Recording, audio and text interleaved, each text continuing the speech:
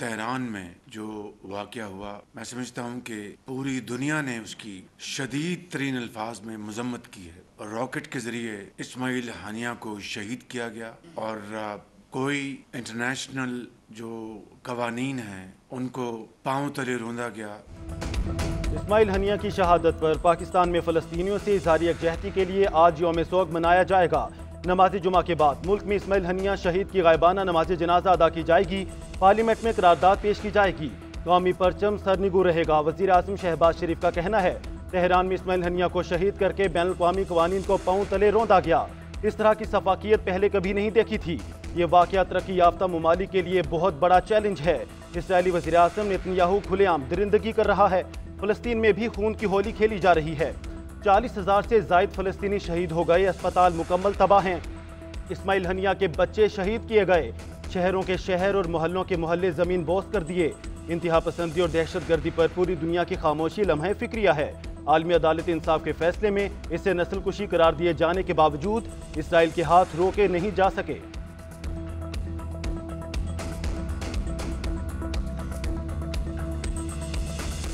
Israeli हमले में शहीद हमास के सरबराह इस्माइल हनिया का जस्ते खाकी कतर पहुंचा दिया गया। जस्ते खाकी दोहा में उनके घर पहुंचने पर जज्बाती मनासिर देखने में आए। नमाज जनाजा आज अदा की जाएगी। अरब मीडिया के मुताबिक इस्माइल हनिया को मुकामी कब्रिस्तान में सुपुर्द खाक किया जाएगा।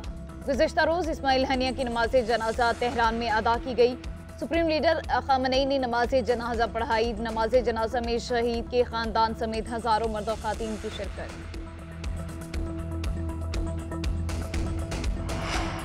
ईरान और बैरूत में इसराइली हमलों के बाद खिते में बढ़ती कशीदगी। तुर्किया सदर रजब तैयब एर्दोगान और अमरीकी सदर जो बाइडन का टेलीफोनिक राब्ता। गजा और इस्माइल हनिया की शहादत के बाद की सूरत हाल पर तफसीली बातचीत। सदर एर्दोगान का कहना है, इस्माइल हनिया का कत्ल जंगबंदी की कोशिशों के लिए बड़ा धचका है। इसराइल गजा से पूरे खिते में आग फैलाने का काम कर रहा है। उधर अमरीकी वज़ीर ख़ारजा और सऊदी हम मनसब का टेलीफोनिक राब्ता। दोनों वज़ीर ख़ारजा के दरमियान मशरिक़ वुस्ता और गजा की सूरत हाल पर बातचीत। दोनों वज़ीर ख़ारजा का गजा में जंगबंदी के लिए इक़दामात करने पर जोर।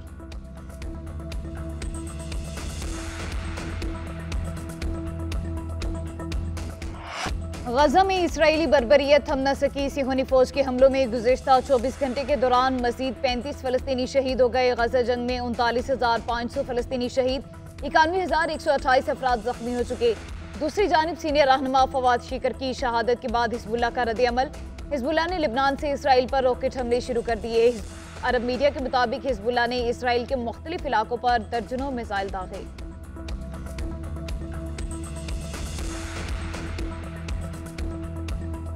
लाहौर में मुसलसल 7 घंटे तक बारिश से पूरा शहर डूब गया। तूफानी बारिश का 44 साल का रिकॉर्ड टूट गया। सड़कों और गलियों में कई फुट तक पानी जमा।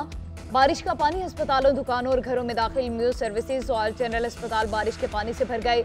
ड्रिप्स, तिबी सामान और स्टेशनरी पानी में तैरती नजर आई। एयरपोर्ट और इतराफ के इलाकों में सबसे ज्यादा 360 मिलीमीटर बारिश रिकॉर्ड। मुख्तलिफ हादसात में 2 बच्चों समेत 5 अफराद जाँ बहक और 10 से ज्यादा जख्मी हो गए। बारिश से 400 से ज्यादा फीडर स्ट्रिप हो गए। बिजली घंटों बंद रही। महकमे मौसमियात के मुताबिक 15 अगस्त तक मुल्क में गैर मामूली बारिशें होती रहेंगी। बालाई पंजाब और ज़ेरे सिंध में मामूल से ज्यादा बारिशों की तवक्को है। बारिश का हालिया सिलसिला 6 अगस्त तक जारी रहेगा। दूसरा सिलसिला 7 अगस्त से 15 अगस्त तक जारी रहने की तवक्को है।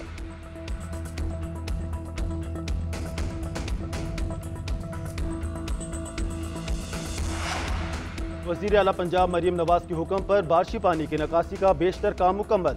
लाहौर के अस्पतालों को भी बारिशी पानी से साफ किया गया। इंतजामी अफसर और वासा हुकाम फील्ड में मौजूद रहे। शदीद बारिश के दौरान पानी की निकासी भी साथ साथ जारी रही। वज़ीर आला पंजाब शहर की सूरत हाल खुद मॉनिटर करती रहीं। वज़ीर आला पंजाब मरियम नवाज का वासा और ज़िले इंतजामिया को शाबाश का पैगाम एक्स पर लिखा। इंतजामिया ने 44 साल रिकॉर्ड तोड़ती बारिश के दौरान निहायत मुतहरिक किरदार अदा किया। पानी के फौरी निकास को यकीनी बनाकर अवाम के लिए आसानियों का बाइस बने। वज़ीर आला ने बारिश के बाद और निकासियाब की तस्वीर भी शेयर की। सीनियर वज़ीर मरियम औरंगज़ेब का वासे हेडक्वार्टर्स का दौरा। मॉनिटरिंग रूम से बारिश की सूरत हाल का जायजा लिया।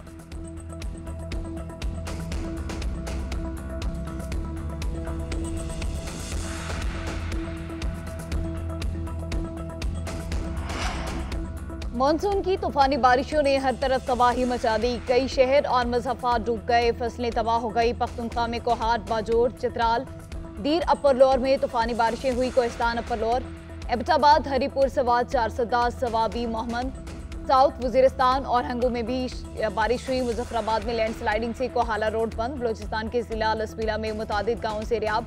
3 बच्चे बारिश के पानी में डूबकर जाम बहक। डेरा गाजी खान और मियांवाली में तूफानी बारिशों से कई खंभे गिर गए। पतोकी में कच्चे मकान की छत गिरने से मुतादिद लोग जख्मी। मरी में लैंडस्लाइडिंग और नदी नालों में तगयानी से 2 मुलाजिमीन पानी में बह गए। पेशावर में बारिशों के बायस मुख्तलिफ हादसात में 24 अफराद जाम बहक, 17 जख्मी, 73 घर मुकम्मल तौर पर तबाह हो गए।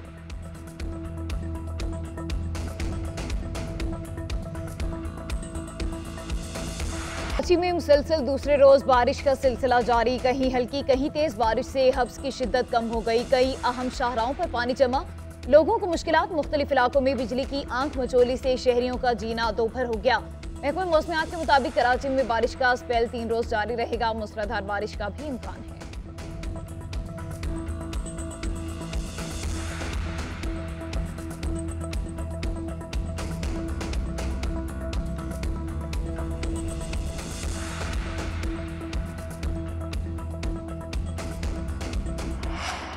फीसद अवाम पाकिस्तान तहरीक इंसाफ के साथ खड़ी है। फौज अवाम में से होती है, तो लिहाजा फौज के दरमियान और अवाम के दरमियान मुस्लिम लीग नून ये लोग अपना फासला बढ़ा रहे हैं। वजह क्योंकि उन्होंने उनके मकासद जो है वो करप्शन है। मुस्लिम लीग नून और पीपल्स पार्टी फौज और पीटीआई में दूरियां पैदा कर रही हैं। बानी पीटीआई ने वाज़ेह किया कि फौज अवाम में से है। बानी पीटीआई की रिहाई के लिए जेल पर रॉकेट से हमला नहीं कर सकते। मुल्क का जस्टिस सिस्टम बानी पीटीआई से इंसाफ करे। अपोजिशन लीडर उमर अयूब की बानी पीटीआई से अडियाला जेल में मुलाकात के बाद मीडिया से गुफ्तगू। कहा, हम सबको किसी न किसी केस में उलझाने की कोशिश की जा रही है। बुशरा बीबी का तोशाखाना से कोई ताल्लुक नहीं, बनता फिर भी कैद है। चीफ जस्टिस इस्लामाबाद बानी पीटीआई के केसेस से अलग हो जाएं। आसिफ जरदारी ने सदारती हाउस का बजट 88 करोड़ बढ़ा दिया। असद कैसर बोले, 15 रोज के अंदर अपोजिशन जमातों का ग्रैंड अलायंस बनाएंगे। सब पार्टियों को इकट्ठा करेंगे ताकि वसी तहरीक चलाई जा सके। हम जमात इस्लामी के धरने की हिमायत करते हैं।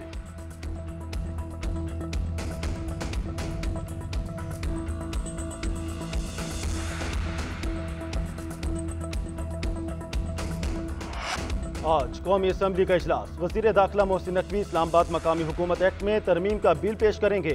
अपोजिशन की तरफ से इलेक्शन एक्ट बिल के खिलाफ एहतजाज भी मुतवक्के। वज़ीर आज़म की सेहत बेहतर हो गई, कौमी असम्बली इजलास में शिरकत करेंगे। वज़ीर आज़म की ज़ेर सदारत आज विफाकी काबीना का इजलास भी होगा। मुल्क की मजमूई सियासी और मुआशी सूरत हाल पर गौर किया जाएगा।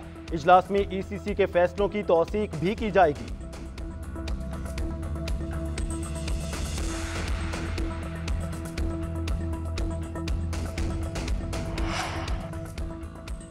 जमात इस्लामी पूरे मुल्क की सड़कें बंद करने के लिए तैयार है। हुकूमत ने सोचा होगा ये आएंगे और वापस चले जाएंगे।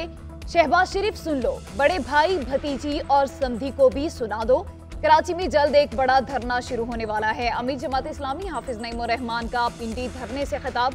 बोले, बिजली के बिलों पर टैक्स की वापसी और IPP से जान छुड़ाए बगैर वापस नहीं जाएंगे। पहले इदारे तबाह किए जाते हैं, फिर उनको बेच दिया जाता है। IPPs का धंधा पीपल्स पार्टी के दौर में शुरू किया गया। हम आपसे अपना हक मांगते हैं, भीख नहीं।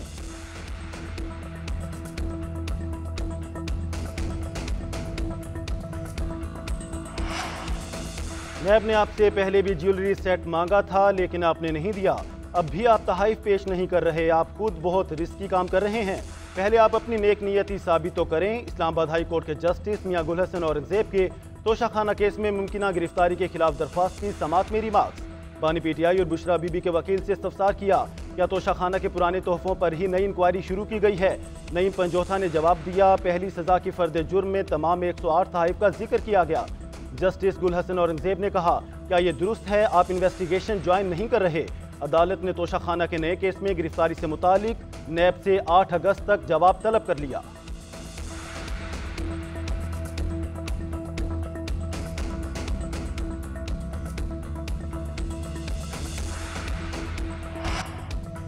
इस्लामाबाद हाईकोर्ट की तहरीक इंसाफ और इस्लामाबाद इंतजामिया को मिलकर जलसे की तारीख तय करने की हिदायत चीफ जस्टिस आमिर फारूक की। PTI को एहतजाज की इजाजत देने की हिदायत कर दी। चीफ जस्टिस आमिर फारूक ने रिमार्क्स दिए, एहतजाज हर किसी का हक है। आप ये ना देखिए कौन की सियासी जमात से है। जो आज अपोजिशन में है कल हुकूमत में होगा। उधर अदालती हुक्म के बावजूद PTI को एहतजाज की इजाजत न देने पर तौहीन अदालत की दरख्वास्त पर फैसला महफूज कर लिया गया।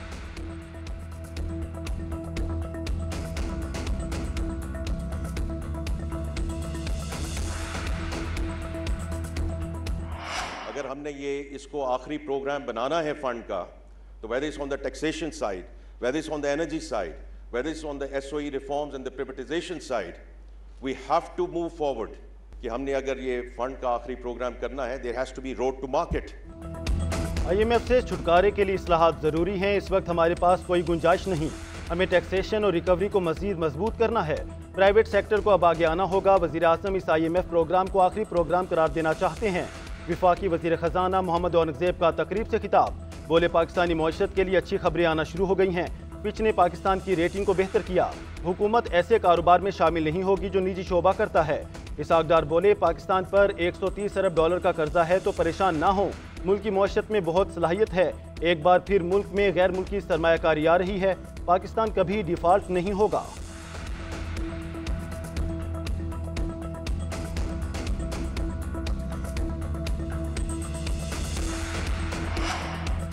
चीनी सनत की पाकिस्तान में मुंतकिली फायदेमंद साबित होगी। सनत, ज़राअत और खुसूसी इक़्तिसादी जोन्स में ताउन बढ़ेगा। मुख्तलिफ शोबों में मुश्तरका मनसूबे दोनों मुल्कों के मुफाद में हैं।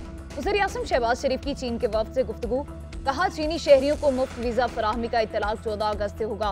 बशाम वाक़े में मुलविस दहशत गर्दों को गिरफ्तार कर लिया। चीनी शहरियों की फुल प्रूफ सिक्योरिटी के लिए मौसर इक़दाम किए हैं। वज़ीर आज़म शहबाज शरीफ से दौलत मुश्तरका की सेक्रेटरी पेट्रिशिया की क़यादत में 5 रुकनी वफ़द की मुलाकात। सेक्रेटरी जनरल ने प्राइम मिनिस्टर यूथ प्रोग्राम और दीगर शोबों की कारकर्दगी को सराहा। कहा, वज़ीर आज़म की क़यादत और इस प्रोग्राम की बराह रास्त निगरानी नौजवानों को बाइख्तियार बनाने के इक़दाम के अज़्म की अक्कास है।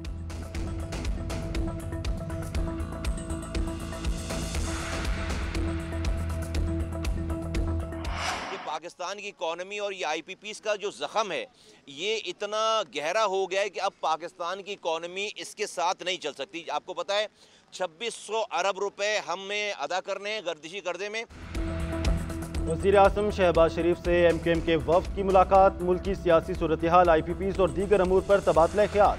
मीडिया से गुफ्तगू में मुस्तफ़ा कमाल ने कहा, अब IPPs और मुल्क की मईशत एक साथ नहीं चल सकते। हमें 2600 अरब रुपए इस साल कैपेसिटी चार्जेस देने हैं। IPPs की वजह से मुल्क में सनतें बंद हो रही हैं। अता तारड़ न्यूज़ कॉन्फ्रेंस में बोले, वज़ीर आज़म इस सूरत हाल में खड़े रहे और मुल्क को डिफ़ॉल्ट से बचाया। डिफ़ॉल्ट से बचने के लिए बहुत से लोग छुट्टी पर चले गए थे। बिजली मामले पर हल एहतजाज नहीं, हुकूमत मुआशी इस्लाहात पर काम कर रही है। जमात इस्लामी से दरख्वास्त है, एहतजाज खत्म कर दे।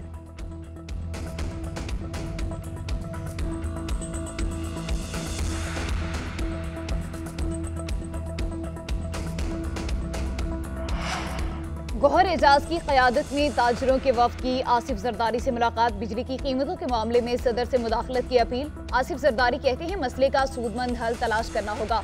कैपेसिटी चार्जेस के मसले का ऐसा हल तैयार किया जाए कि किसी स्टेक होल्डर को नुकसान न हो। साबिक वफाकी वज़ीर गौहर एजाज का IPPs के खिलाफ सुप्रीम कोर्ट में पिटीशन दायर करने का ऐलान। कहते हैं, अगर मुआहदे गलत हुए तो ये 40 लोग कहीं मुकदमा नहीं करेंगे। चीन ने नहीं कहा कि इन प्लांट्स को 10% कैपेसिटी पर चलाएं। इन पावर प्लांट्स को चलाना हमारी जिम्मेदारी है। 1400 अरब रुपए की इजाफी पेमेंट्स की जा रही हैं। अगर इजाफी पेमेंट्स रोक दी जाएं तो बिजली का बिल आधा हो सकता है।